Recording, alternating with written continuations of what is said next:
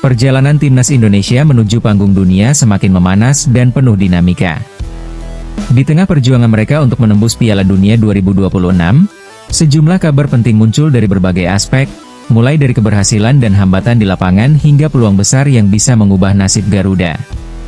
Kisah Emil Audero Mulyadi, pemain kunci asal Italia yang berpeluang besar memperkuat tim nasional Indonesia, menjadi salah satu berita utama yang mengangkat semangat dan harapan. Sementara itu, keberadaan pemain keturunan, kekhawatiran cedera pemain utama, serta rencana merekrut pemain baru semakin memperkaya cerita perjalanan tim yang penuh tantangan ini.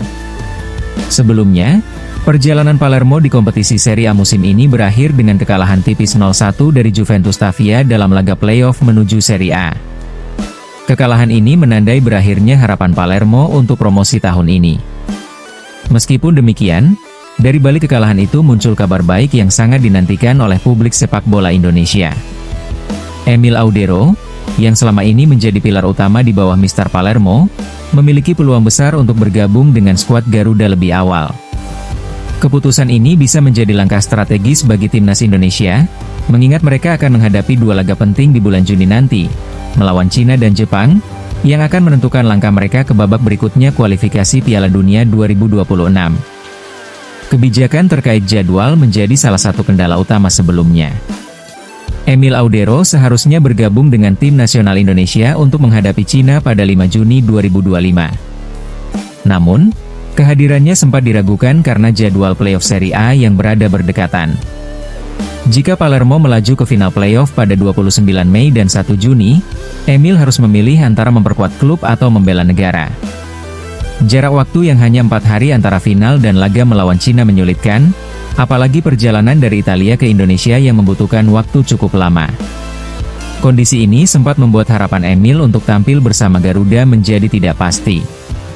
Namun, dengan tersingkirnya Palermo dari kompetisi playoff, peluang Emil Audero bergabung ke timnas Indonesia semakin besar dan bisa dilakukan segera pekan depan. Kembalinya Emil Audero ke skuad Garuda dinilai sangat strategis dan memberikan kekuatan besar. Sebab, selama ini, timnas Indonesia banyak mengandalkan pemain naturalisasi dan talenta muda berbakat untuk memperkuat lini pertahanan.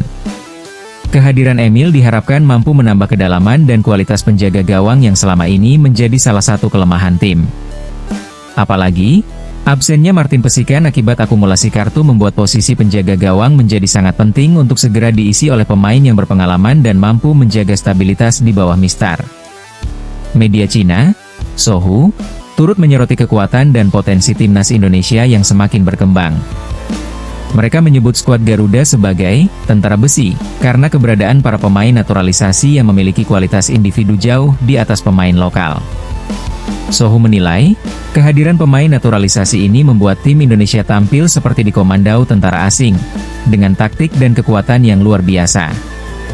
Mereka menilai bahwa keberadaan pemain naturalisasi tersebut memberikan keunggulan kompetitif yang signifikan, sehingga membuat Indonesia bisa tampil lebih tangguh dan terorganisasi dengan baik di lapangan. Pelatih Patrick Kluivert sudah merilis daftar 32 pemain untuk dua laga besar melawan Cina dan Jepang.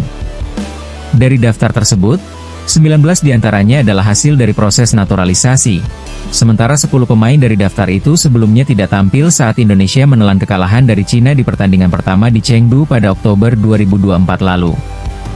Kehadiran mereka diharapkan mampu meningkatkan daya saing tim dan memperlihatkan kekuatan kolektif yang lebih matang dan percaya diri. Media Cina pun semakin memuji kekuatan tim nasional Indonesia, yang kini dianggap semakin kompetitif dan siap bersaing di level internasional.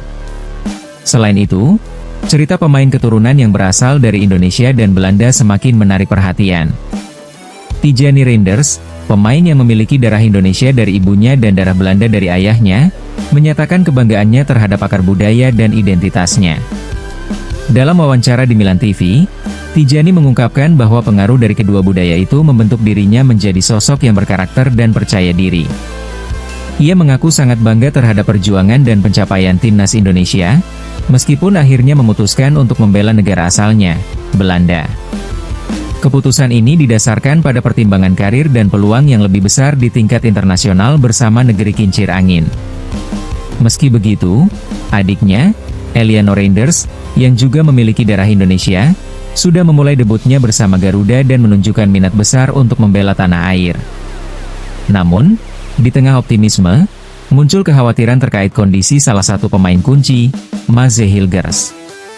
Pelatih FC Twente, Joseph Osting, mengungkapkan bahwa pemain berusia 24 tahun itu mengalami masalah hamstring dan cedera di bagian selangkangan.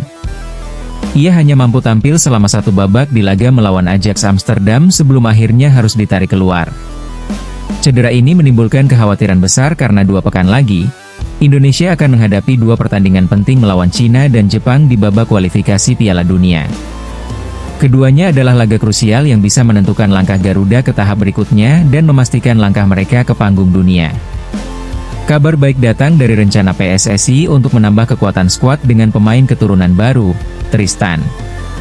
Pemain berposisi bek kanan ini diketahui sedang dalam proses naturalisasi dan sudah berkomunikasi dengan Federasi Sepak Bola Indonesia.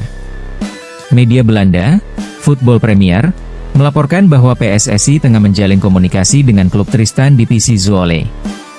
Meski ada ketidakpastian resmi, Tristan menunjukkan antusiasme tinggi terhadap peluang bergabung dengan timnas Indonesia. Ia mengaku mengikuti perkembangan tim dan merasa terpukau dengan sepak bola Indonesia yang sedang berkembang pesat. Jika proses naturalisasi Tristan berjalan lancar, besar kemungkinan ia akan melakukan debut pada Juni 2025, saat Indonesia menjalani laga ke-9 dan ke-10 di babak kualifikasi. Semua kabar dan perkembangan ini menunjukkan bahwa perjalanan timnas Indonesia menuju Piala Dunia 2026 semakin dekat dan penuh peluang. Peran Emil Audero sebagai penjaga gawang utama dan keberadaan pemain naturalisasi yang semakin lengkap memberikan fondasi yang kuat.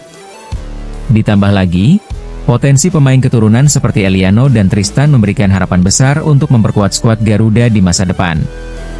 Dengan persiapan matang, semangat juang tinggi, dan strategi yang tepat, timnas Indonesia optimis mampu bersaing di level tertinggi dan membuktikan bahwa mereka layak mendapatkan tempat di panggung dunia sepak bola. Upaya keras dan keberanian untuk terus berkembang menjadi kunci utama dalam menggapai mimpi besar tersebut.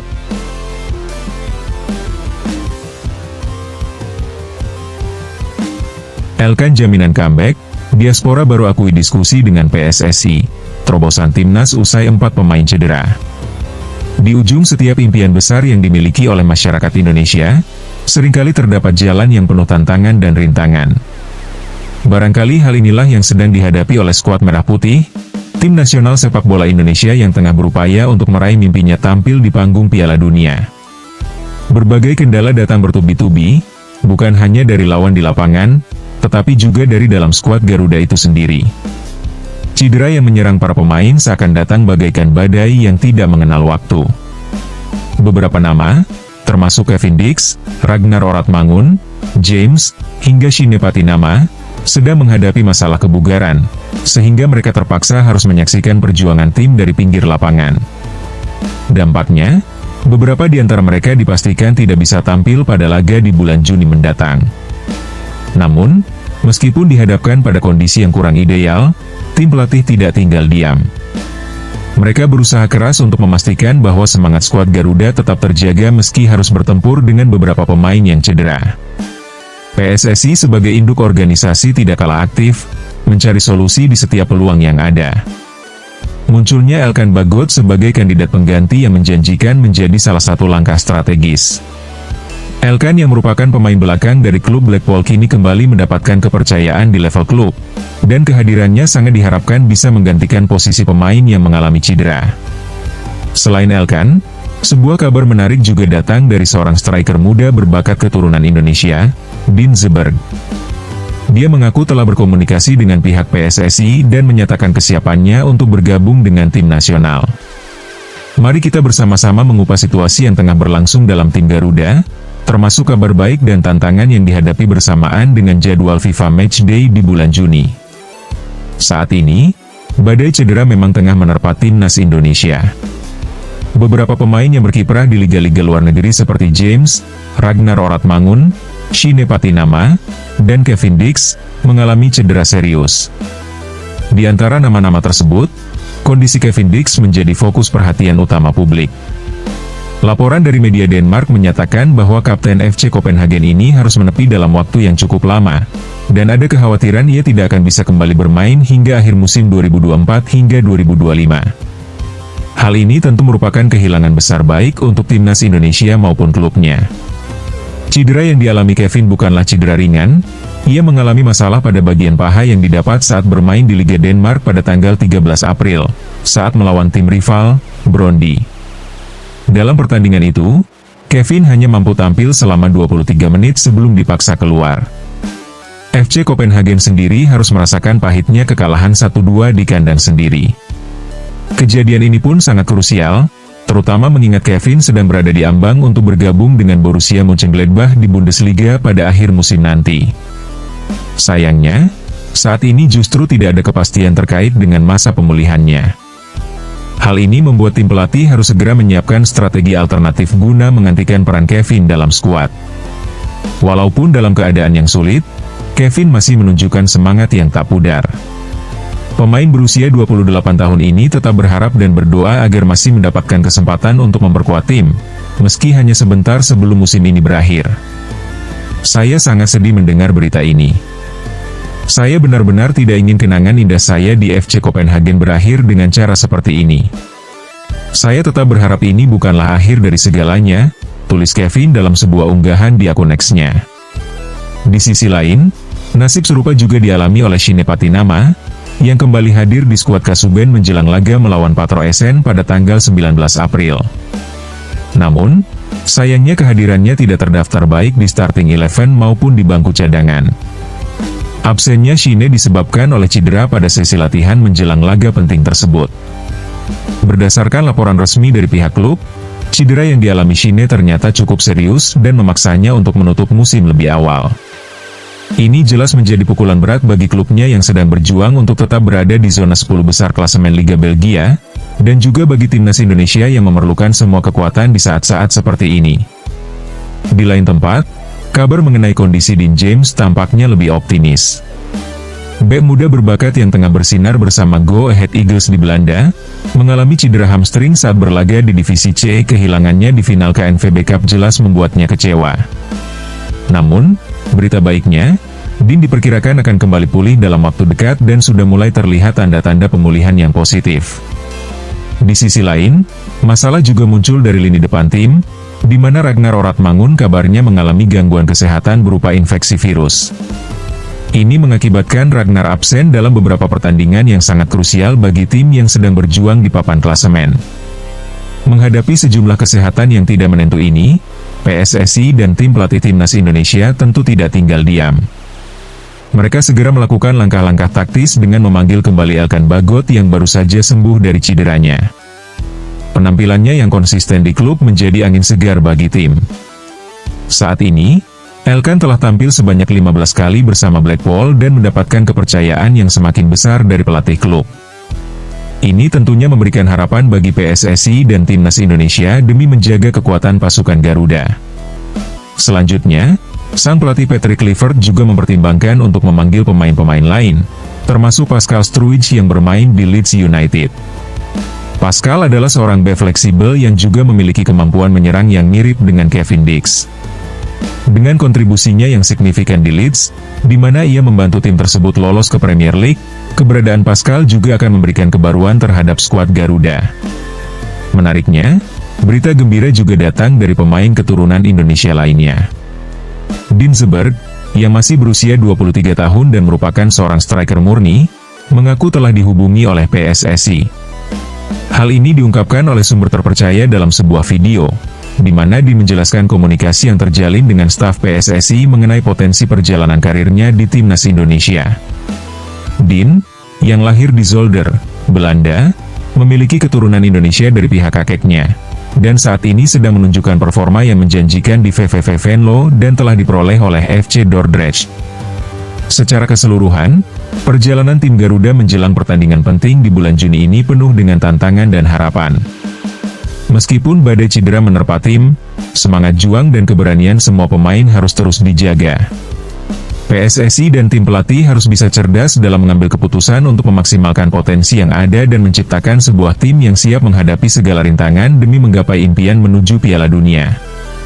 Saatnya mendukung setiap langkah mereka, karena setiap usaha dan perjuangan yang dilakukan oleh tim nasional adalah demi kebanggaan bangsa kita, Indonesia.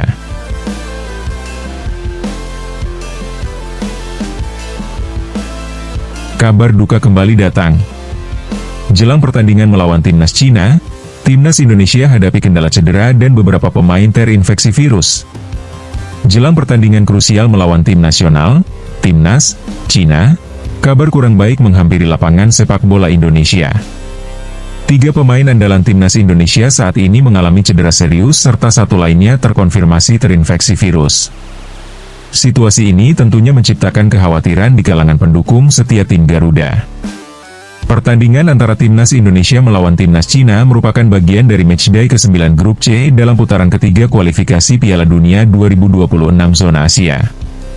Duel yang sangat dinanti ini dijadwalkan berlangsung di Stadion Utama Gelora Bung Karno, SUGBK, di Jakarta pada hari Kamis, 5 Juni 2025, pukul 20.45 waktu Indonesia Barat. Momen ini sangat penting bagi kedua tim untuk mengumpulkan poin demi memuluskan langkah menuju Piala Dunia.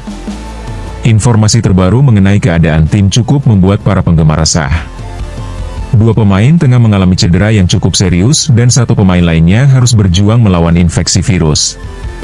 Di antara mereka, Kevin Dix, seorang bek berusia 28 tahun, mengalami cedera yang cukup parah. Pemain yang memperkuat klub di Liga Denmark itu terpaksa harus menepi dari lapangan hingga akhir paruh pertama musim 2025, yang berlangsung pada bulan Mei mendatang. Kabar ini menjadi semakin resmi setelah pelatih timnas Indonesia, Jacob Nestrup, memberikan konfirmasi. Dix mengalami cedera setelah pertandingan melawan Brøndby IF di Stadion Parken, Copenhagen pada tanggal 13 April 2025. Meskipun demikian, rincian mengenai jenis dan tingkat keparahan cederanya masih belum jelas. Pemain lainnya yang juga mengalami cedera adalah Dean James. Timnya, Go Ahead Eagles, mengumumkan bahwa ia perlu menjalani pemulihan yang cukup lama. Sama halnya dengan Dix, informasi mengenai spesifikasi cedera yang dialami James juga belum diungkapkan secara jelas. Keberadaan James amat penting, mengingat perannya di lini tengah tim yang sangat vital. Kabar kurang mengenakan lainnya datang dari Ragnar Oratmangoen, seorang pemain yang bernaung di klub FCV Dender. Ia diketahui terjangkit virus, yang membuatnya harus melewatkan beberapa pertandingan akhir pekan lalu. Pelatih Vincent Deufrark menyampaikan bahwa Oratmangoen dalam kondisi yang belum memungkinkan untuk kembali bermain. Meskipun jenis virus yang menyerangnya tidak diungkapkan, para penggemar tetap berharap agar pemain berusia 27 tahun itu segera dapat pulih dan kembali meramaikan posisi di starting lineup. Tentunya, kondisi terkini dari Oratmangoen, James, dan Dix akan terus diperhatikan dengan seksama oleh seluruh penggemar. Khususnya untuk 2 pemain terakhir yang diharapkan dapat segera pulih sebelum batas waktu yang ditentukan, yakni akhir Mei 2025. Kehadiran mereka sangat dibutuhkan untuk menghadapi laga penting melawan timnas Cina serta timnas Jepang, yang dijadwalkan pada tanggal 10 Juni 2025. Absennya kedua pemain kunci, James dan Dix, tentunya akan menambah beban pikiran bagi pelatih kepala timnas Indonesia, Patrick Kluivert. Mengingat tak hanya kehadiran mereka yang diharapkan dapat mendongkrak performa tim, tetapi juga pengalaman dan kemampuan mereka yang dibutuhkan pada saat-saat krusial seperti ini. Dengan situasi yang penuh ketidakpastian ini, semua pemain dan staf tim sedang berusaha semaksimal mungkin untuk mempersiapkan diri menghadapi tantangan yang tersisa dalam kualifikasi, di tengah adanya beberapa rintangan yang harus mereka hadapi. Semoga semangat juang dan determinasi semua pihak dapat mengatasi segala hambatan ini, demi meraih hasil terbaik bagi timnas Indonesia.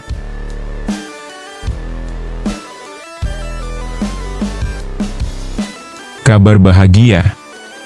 Indonesia resmi jadi tuan rumah kualifikasi Piala Asia U23 2026.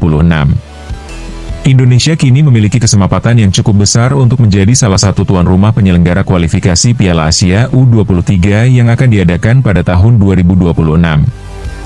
Persatuan Sepak Bola Seluruh Indonesia, PSSI, telah resmi mengajukan diri sebagai host untuk event penting ini dan kini sedang menunggu keputusan resmi dari Konfederasi Sepak Bola Asia, AFC.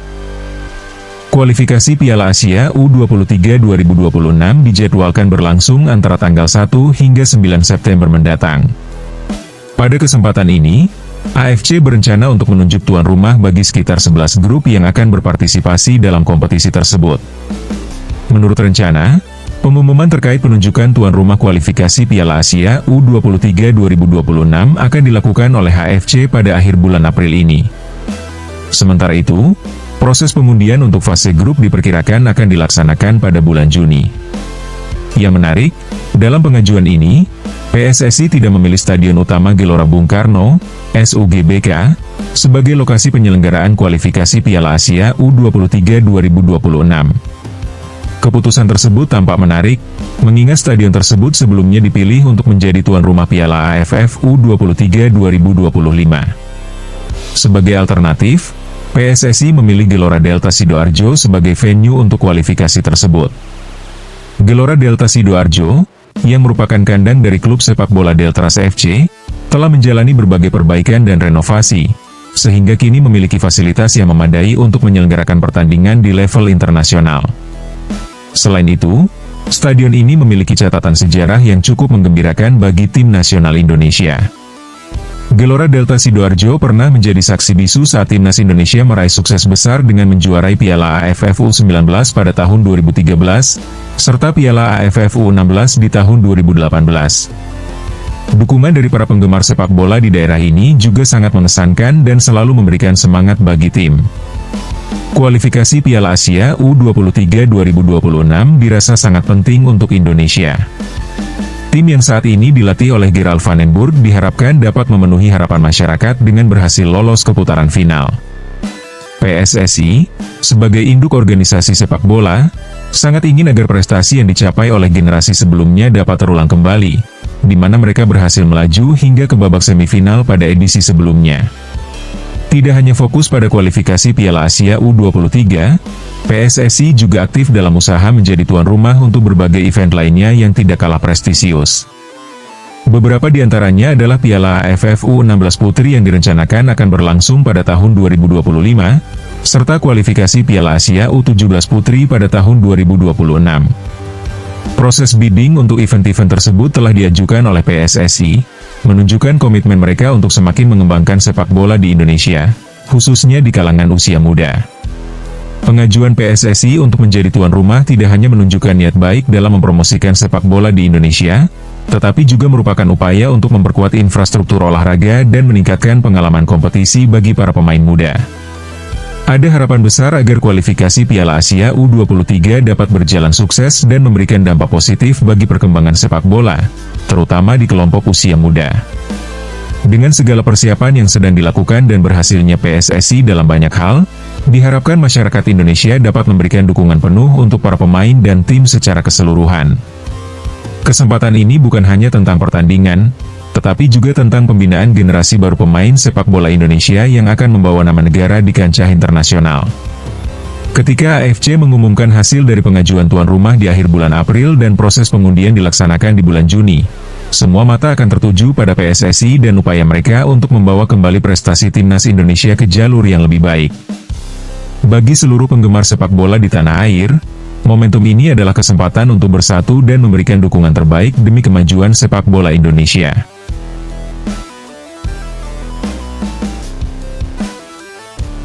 Pilih lawan Rusia ketimbang MU, Ketua AFF ngamuk ke Indonesia. Pastor, jangan usik mimpi kami. Pada tanggal 28 Mei mendatang, seluruh penggemar sepak bola di Indonesia dan Asia Tenggara akan mengalihkan perhatian mereka pada satu pertandingan persahabatan yang sangat dinantikan. Dalam laga ini, tim yang mengalami kesulitan di klasemen Liga Inggris, Manchester United, dijadwalkan akan berhadapan dengan ASEAN All-Star. Pertandingan ini direncanakan berlangsung di Stadion Bukit Jalil, Malaysia. Saat ini, tim ASEAN All-Star yang dilatih oleh Kim San-sik tengah melakukan berbagai persiapan. Namun, di balik persiapan yang dilakukan, terdapat isu kontroversi terkait pemanggilan pemain asal Indonesia. Kontroversi ini muncul karena ada beberapa pemain Indonesia yang berpotensi untuk dipanggil masuk ke dalam skuad ASEAN All-Star, terlepas dari kenyataan bahwa timnas Indonesia juga dijadwalkan akan melakoni laga melawan timnas Cina dalam waktu dekat. Situasi ini pun menarik perhatian dari berbagai kalangan, termasuk dari Erick Thohir dan Ketua AFF, selaku penyelenggara acara tersebut. Beberapa waktu lalu, publik sempat mendengar kabar mengenai keinginan seorang pandit olahraga asal Malaysia yang mengusulkan agar Jaye, sapaan akrab untuk salah satu pemain Indonesia, menjadi kapten tim ASEAN All-Star dalam laga persahabatan melawan Manchester United. Usulan tersebut sebenarnya sangatlah wajar, mengingat kemampuan dan kepemimpinan Jaye baik di level klub Venia maupun tim nasional Indonesia. Namun, tidak jarang keinginan tersebut mendapatkan penolakan dari banyak penggemar timnas Garuda. Banyak yang merasa bahwa keikutsertaan Jaye dalam pertandingan melawan Manchester United tidaklah terlalu signifikan, mengingat laga tersebut merupakan pertandingan persahabatan yang diadakan dalam rangka tur pramusim. Keresahan ini muncul karena beberapa pendukung timnas percaya bahwa ada tujuan yang lebih penting dan mendesak, yaitu memperkuat timnas di kualifikasi Piala Dunia yang akan dihadapi. Di tengah berjalannya waktu, akhirnya pelatih Kim Sang-sik dan pengurus tim ASEAN All-Star Dwi Mula mencari jalan keluar dengan hanya memanggil dua pemain timnas Indonesia, yaitu Muhammad Ferrari dan Asnawi Mangku Alam. Hal ini diungkapkan oleh Erick Thohir dalam konferensi pers di hadapan media. Ia mengatakan bahwa pihaknya telah menerima konfirmasi dari AFF mengenai pemanggilan tersebut, dan telah melaporkan hal tersebut kepada Sekretaris Jenderal PSSI, Yunus Nusi. Thohir menyatakan, kami tentunya mengharapkan tim pelatih dari timnas Indonesia, termasuk Coach Patrick, dapat memberikan pertimbangan mengenai apakah pemanggilan ini mempengaruhi jadwal training camp di Bali atau tidak, karena tanggalnya cukup berdekatan. Jika keadaan tidak memungkinkan, Asosiasi Sepak Bola tentu saja akan mendukung program AFF sepanjang berkoordinasi dengan tim pelatih timnas. Sementara itu, kabar terbaru juga menyebutkan bahwa sebenarnya timnas Indonesia memiliki rencana untuk menjalani laga persahabatan melawan timnas Rusia, yang lebih diutamakan dibandingkan bertanding melawan Manchester United. Rencana ini beredar melalui salah satu media Rusia bernama Sport Express, di mana Denis Manturov, Wakil Perdana Menteri pertama Federasi Rusia, mengungkapkan keinginan untuk menjadwalkan pertandingan persahabatan antara kedua negara. Meskipun berita ini masih berupa rumor, jika benar-benar terrealisasi, ini akan menjadi kesempatan emas bagi timnas Indonesia untuk bersiap menghadapi Cina pada bulan Juni mendatang. Jadwal pertandingan ini juga memungkinkan, dengan rentang waktu antara 27 Mei hingga 1 Juni, di mana mayoritas pemain timnas yang berkarir di Eropa akan menyelesaikan musim kompetisi mereka. Kekhawatiran di kalangan fan terkait sanksi yang dijatuhkan ke Rusia juga perlu diklarifikasi. Meskipun Rusia dikenakan sanksi oleh UEFA untuk berbagai kompetisi, namun FIFA masih memberikan izin bagi tim tersebut untuk menjalani pertandingan persahabatan. Bahkan sebelum ini, Rusia telah bermain melawan Vietnam dalam laga yang setara. Namun, situasi ini menciptakan kekecewaan bagi Ketua AFF ketika mengetahui bahwa Indonesia justru lebih memilih untuk tidak bermain melawan Manchester United meskipun ini merupakan kesempatan yang jarang terjadi untuk menjamu tim bertaraf internasional seperti Setan Merah. Seperti yang diungkapkan oleh beberapa kalangan, ketidakseriusan Indonesia dalam menghadapi laga persahabatan ini bisa menjadi masalah tersendiri. Bahwa untuk membawa tim sekelas Manchester United ke ASEAN bukanlah hal yang mudah, dan bukan berarti bahwa setiap anggota tim dan pengurus harus berpikir bahwa pertandingan ini tidak penting. Situasi ini tentu berseleksi dengan fokus utama mereka, yaitu kualifikasi Piala Dunia 2026 yang menjadi penentu masa depan timnas, berbeda dari tim ASEAN lainnya yang hanya berfokus pada kualifikasi Piala Asia. Selain itu, Alex Pastor, salah satu analis sepak bola, menyuarakan pendapat bahwa timnas Indonesia perlu memfokuskan perhatian pada dua pertandingan terakhir demi mencapai target lolos ke Piala Dunia. Dia menyebutkan, ini adalah tantangan yang sesungguhnya. Laga melawan Rusia mungkin menjadi bonus, namun fokus utama kami harus pada dua laga yang ada di depan untuk mencapai impian kami. Sementara di sisi lain, Dato' Pekan Ramlee, seorang pengamat sepak bola dari Malaysia, memberi rekomendasi kepada timnas Malaysia agar mengikuti jejak Indonesia untuk lebih fokus pada laga uji coba ketimbang sekadar menganjurkan pertandingan melawan Manchester United. Menyusul setiap upaya itu, Malaysia juga mempersiapkan diri untuk menghadapi Vietnam dalam kualifikasi Piala Asia yang dijadwalkan berlangsung pada bulan Juni. Ramlee menekankan betapa pentingnya melawan tim yang lebih baik, guna meningkatkan performa tim dan memperkuat kerjasama antar pemain di bawah manajemen baru mereka. Di sisi lain, saat ini dipastikan ada 17 pemain yang dipanggil untuk berpartisipasi dalam skuad ASEAN All-Star. Pemain-pemain tersebut berasal dari berbagai negara. Namun yang menarik adalah belum ada perwakilan dari Singapura atau Filipina. Sebagai negara dengan kontributor terbanyak, Vietnam, Thailand, dan Malaysia masing-masing memiliki 3 pemain. Masih ada kemungkinan penambahan karena kuota untuk pemain dari Indonesia masih tersedia. Namun demikian, PSSI dan Timnas Indonesia cenderung mengikuti kebijakan untuk tidak melepas pemain yang menjadi tulang punggung tim Garuda, yang mencakup sejumlah nama yang sudah dikenal oleh publik, seperti Jaye dan Kelvin Verdom. Inilah gambaran drama yang terjadi di balik pemanggilan pemain ASEAN All-Star dan Timnas Indonesia, konflik yang sepertinya belum akan berakhir dalam waktu dekat. Di tengah semua dinamika ini, ada satu hal yang perlu diingat oleh para penggemar dan pemain, bahwa dukungan untuk timnas seharusnya menjadi prioritas utama. Dukungan ini bukan hanya dalam bentuk kehadiran saat pertandingan, tetapi juga dalam memberikan penghargaan pada setiap langkah yang diambil demi mencapai prestasi terbaik di pentas internasional. Untuk itu, jika Anda adalah penggemar sejati timnas, ada baiknya untuk turut serta meramaikan suasana dengan menghias ruang pribadi Anda dengan beragam poster dan merchandise timnas yang berkualitas. Anda bisa mengunjungi tautan di Shopee untuk menemukan berbagai pilihan yang menarik, sehingga bisa menjadi bentuk dukungan nyata untuk tim yang Anda cintai, dimulai dari dinding rumah Anda.